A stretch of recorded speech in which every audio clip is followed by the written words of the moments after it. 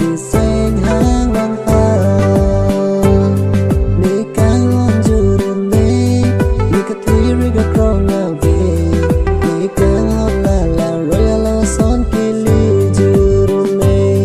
nang mun kai mana son in tai den say we di mak lo nang son ka ra kang hon how so minara long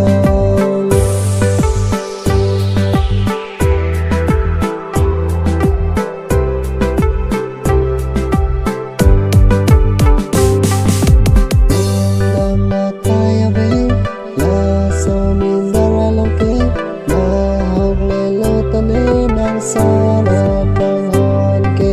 tu mero maya mero kanchi sunona mero mangkokuro I wanna tell you something malam se sang ta utang hon na nang sing we oi te mong so porta reji manang nepang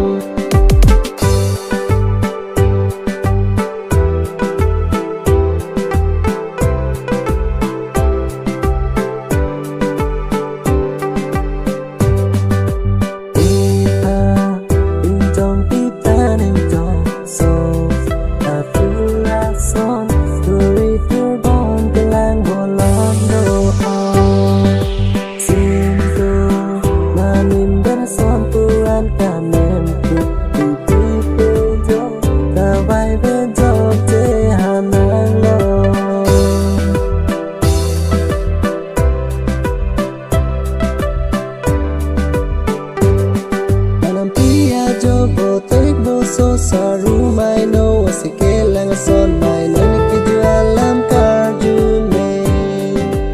oh mero maya mero kanchi sununa mero mangkokuro I wanna tell you something malam so santa o kang hona nang sang we o yate malam so porta reji manang depa